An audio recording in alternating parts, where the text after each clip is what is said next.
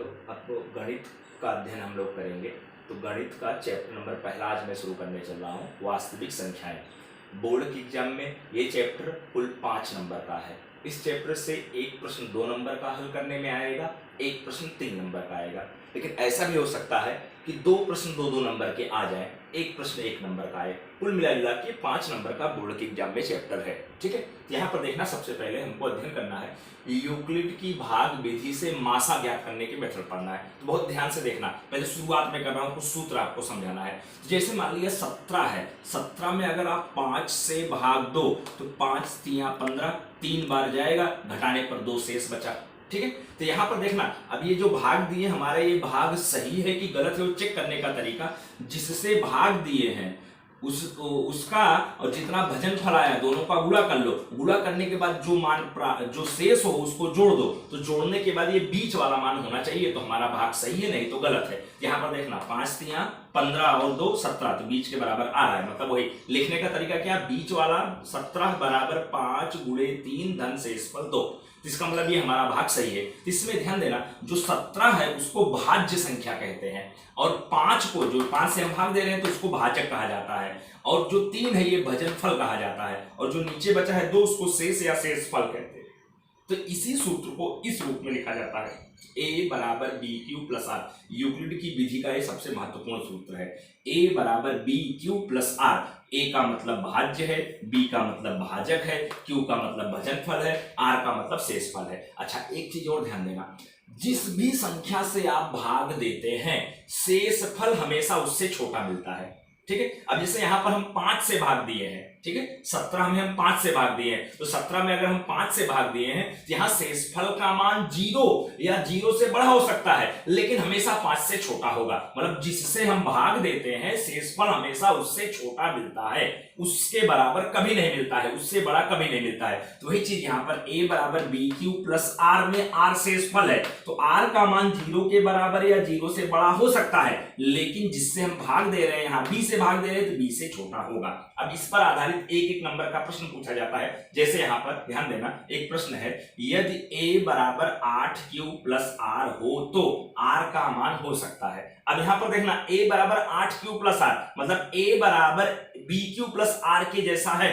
a बराबर 8q plus r, तो यहां b का मान कितना है, 8 है। अब यहां r का मान गौर करना, r का मान हो सकता है, तो r का मान देखना ध्यान से, b के बराबर 0 के बराबर या 0 से बड़ा और b से छोटा होता है। यहां पर b का मान 8 है, इसका मतलब r का मान 0 के बराबर या 0 से बड़ा, 8 से क्या होगा, छोटा होगा। तो यहां 4 ऑप्शन दिए गए हैं, हमको ऐसा ऑप्शन चुनना है जो 8 से छोटा हो। यहाँ बी ऑप्शन 8 से छोटा है, तो आपका बी ऑप्शन गिना जाएगा। बाकी ऑप्शन 8 के बराबर या 8 से बड़े हैं तो आंसर नहीं गिना जाएगा। इस मेथड का और भी प्रश्न एग्जाम में पूछा जा सकता है। ठीक है, अब यहाँ पर देखना, हम प्रश्नावली 1.1 की शुरुआत करेंगे।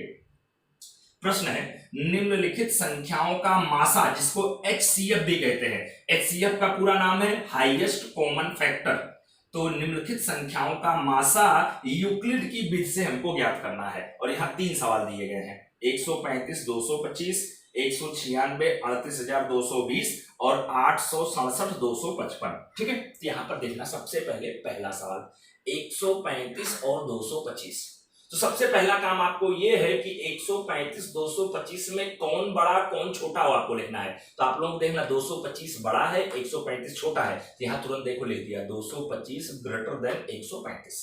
ठीक है, अब उसके बाद अगला स्टेप क्या है, अब बड़ी संख्या में छोटी संख्या से भाग देना है। तो देखना, 225 में 135 का भाग दिया, अब 135 का पहाड़ा 225 में एक बार जाएगा, अगर 2 बार ले जाएंगे तो 270 हो जाएगा, जो कि 225 से ज्यादा हो जाएगा, इसलिए 135 का पहाड़ा 225 में एक बार जाएगा, तो वही एक बार ले गया तो नीचे 135 लिख दिया, 5 में से 5 गया 0 और 12 में से 3 गया 9, यहाँ पर आपका क्या बचा, 90 बचा। अब यहाँ पर इसका लिखने का तरीका जैसे वहां पर लिखे थे, जब 17 में 5 से भाग दिए थे, 3 बार गया था, 2 शेष बचा था, तो बीच वाला 17 बराबर 5 गुणे 3 धन 2।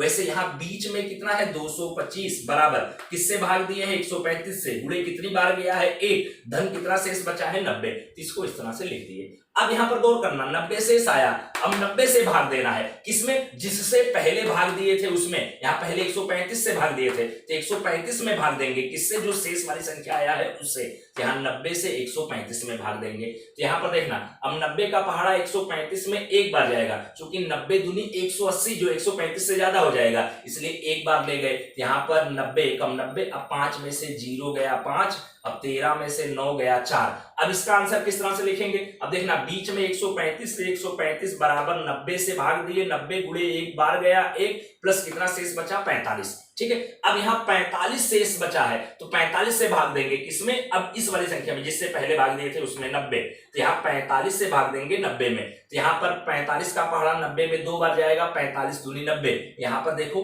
घटाने पर शेष आपका क्या आ गया, 0। गौर करना, ये प्रक्रिया तब तक करते रहनी है जब तक शेष 0 ना आ जाए। यहाँ पर देखना, 45 से भाग देने पर 0 आया, पहले इसका आंसर लिख दे। तब यहाँ पर देखना, बीच वाला क्या है, 90 बराबर 45 से भाग दिया, गुणे कितनी बार गया 2, धन शेष कितना बचा है 0। यहाँ पर 90 बराबर 45 गुणे 2 धन 0।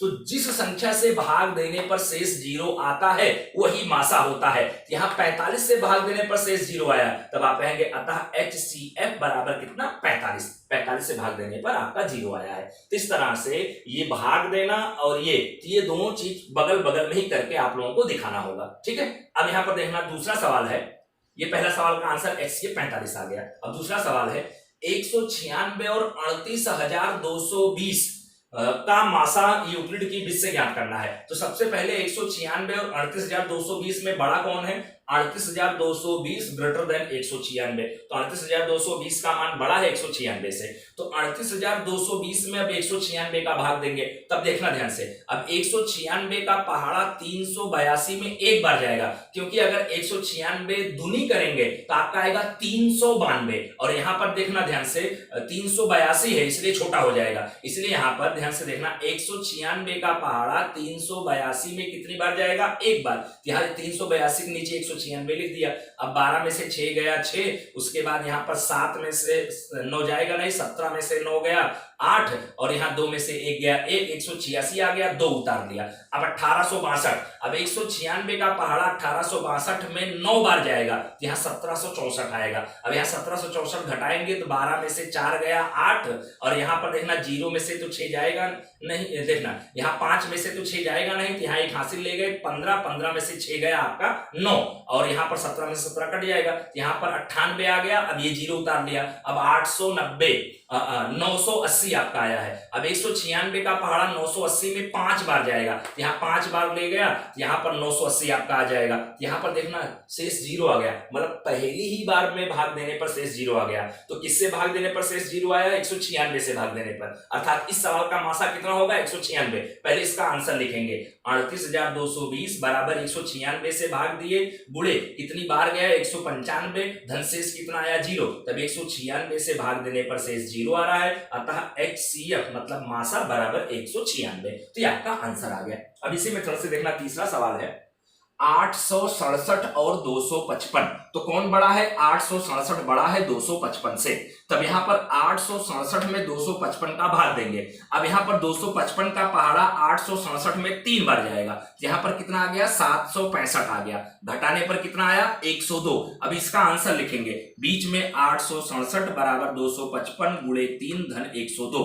अब 102 से भाग देंगे किसमें, 255 में, तो 102 का पहाड़ा 255 में 2 बार जाएगा, यहाँ 204 आ गया। अब यहाँ पर घटाएंगे तो यहाँ पर 51 आएगा। अब इसका आंसर लिखेंगे 255 बराबर 102 गुणे 2 धन 51, तो 255 बराबर 102 गुणे 2 धन 51। अब 51 से भाग देंगे किसमें, 102 में भाग देंगे, तो 51 दूनी 102, और यहाँ पर देखना शेषफल क्या आ गया है 0 आ गया। तो किससे भाग देने पर शेषफल 0 आया है, 51 से भाग देने पर। यहाँ HCF का मान कितना होगा, मासा कितना होगा, 51 होगा। पहले इसका आंसर लिखेंगे 102 बराबर 51 गुणे 2 प्लस शेष 0। अब यहाँ पर 51 से भाग देने पर शेष 0 आया है, अतः HCF बराबर आपका क्या गिना जाएगा 51।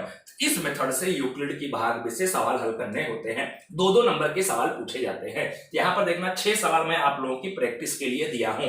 1 2 3 4 5 6। अब यहाँ पर 610, 144, 235, 765, 132, 918, 225, 235, 510, 92 और 336, 54। ठीक है, तो ये 6 के 6 सवाल है, इनकी प्रैक्टिस करना, जिसमें से 610 और 144 वाला जो सवाल है बोर्ड के एग्जाम में कई बार पूछा गया है। ये वाला सवाल 610 और 144 का मासा यूक्लिड की विधि से ज्ञात करो, बड़ा महत्वपूर्ण सवाल है। 3-6 सवाल की प्रैक्टिस करना। ठीक है, अब देखना आगे।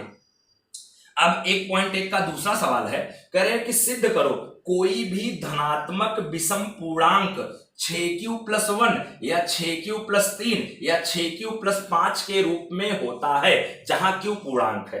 ठीक है, तो मान अब देखना, यहां पर माना कोई पूर्णांक a है, अतः यूक्लिड की विधि से, अब यूक्लिड की विधि से जो सूत्र होता था a बराबर bq+r, तो वही लिखा हूं a बराबर bq+r। लेकिन यहां गौर करना, q के साथ यहां सवाल में संख्या 6 है, सवाल में संख्या क्या है 6 है, तो वही b बराबर 6 लेने पर, जब b बराबर यहां 6 लेंगे a बराबर 6q+r आ जाएगा। तब r का मान देखो क्या होगा, 0 के बराबर या 0 से बड़ा, लेकिन b से छोटा। अब यहां b का मान 6 है तो इसका मतलब 6 से छोटा, इसका मतलब r का मान 0 के बराबर या 0 से बड़ा होगा, लेकिन 6 से छोटा। 6 से छोटा मतलब 5 तक, मतलब r का मान 0 हो सकता है, 1 हो सकता है, 2 हो सकता है, 3 हो सकता है, 4 हो सकता है, 5 हो सकता है। ठीक है, अब ये r का एक एक मान बारी बारी से यहां रखकर a का मान निकालेंगे। अब जैसे r बराबर 0 लिया, a बराबर 6q+0 मतलब 6q आ गया। फिर r बराबर 1 लूंगा तो a बराबर 6q+1 आ जाएगा। फिर r बराबर अगर 2 लूंगा तो a बराबर 6q+2 आ जाएगा। r बराबर 3 लूंगा तो a बराबर 6q+3 आ जाएगा। r बराबर 4 लूंगा तो a बराबर 6q+4 आ जाएगा। r बराबर 5 लूंगा तो a बराबर 6q+5 आ जाएगा। इस तरह से a के टोटल आपके 6 मान प्राप्त हुए हैं।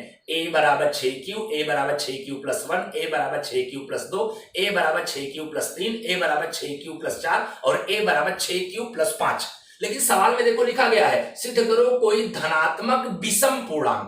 अब यहां पर विषम पूर्णांक मतलब जो a है वह विषम संख्या होनी चाहिए, तो वही चीज लिखा है, a विषम पूर्णांक है। सवाल में लिखा है विषम पूर्णांक होना चाहिए, तो विषम संख्या आपको इसमें से छाट कर लिखना है। यहां पर देखना a बराबर 6q, ये विषम संख्या नहीं है, क्योंकि आगे देखो 6 है और 6 2 से कट जाएगा, इसलिए a बराबर 6q विषम संख्या नहीं है। अब यहां पर देखना a बराबर 6q+1, तो 6q+1 विषम संख्या है, क्योंकि जो प्लस का 1 है, अब 1 2 के पहाड़े में नहीं आता है, इसलिए विषम संख्या है। तो वही चीज कह रहे हैं कि अगर a विषम पूर्णांक है अतः a बराबर 6q+1 होगा। अब a बराबर 6q+2 विषम संख्या नहीं होगा, क्योंकि लास्ट में 2 है और 2 सम संख्या है, मतलब 2 2 से कट जाएगा, इसलिए इसको सम गिनेंगे। अब अगली संख्या देखो विषम है, a बराबर 6q+3, तो लास्ट की संख्या 3 है जो 2 के पहाड़े में नहीं आता है, इसका मतलब विषम में ये भी गिना जाएगा, मतलब विषम में a बराबर 6q+1 गिना जाएगा, a बराबर 6q+3 गिना जाएगा और a बराबर 6q+5 गिना जाएगा। a बराबर 6q+4 भी सम है, क्योंकि लास्ट में देखो 4 है, 4 2 से कट जाता है, इसलिए का मतलब विषम संख्या कौन कौन है, a बराबर 6q+1, a बराबर 6q+3, a बराबर 6q+5। तो वही चीज देखो लिखा गया है, a बराबर 6q+1 या a बराबर 6q+3 या a बराबर 6q+5, और सवाल में देखो वही सिद्ध करके हमको लाना था, ये आपका आंसर हो गया। इसी मेथड से देखना, 2 सवाल मैं यहाँ पर दिया हूं, सिद्ध करो कोई विषम पूर्णांक यह 4q+1 और 4q+3 के रूप में हो सकता है। और दूसरा सवाल दिया हूं, सिद्ध करना है कि कोई विषम पूर्णांक यह 5q या 5q+1 या 5q+3 के रूप में हो सकता है। मतलब जब ये वाले सवाल को हल करेंगे तो b बराबर 4 लेकर आपको सॉल्व करना है, और जब इस सवाल को अपने हल करेंगे तो b बराबर 5 लेकर करना है। जब यहाँ b बराबर 4 लेंगे तो r का मान 0 के बराबर या 0 से बड़ा लेकिन 4 से छोटा, मतलब यहाँ पर r का मान 0 1 2 3 होगा, और यहाँ पर b बराबर 5 लेकर करेंगे तो r का मान 0 के बराबर या उससे बड़ा और 5 से छोटा, मतलब यहाँ r का मान 0 1 2 3 और 4 होगा। फिर इसी मेथड से आप लोग सॉल्व करेंगे, विषम संख्याएं ढूंढकर लिखना है। ओके।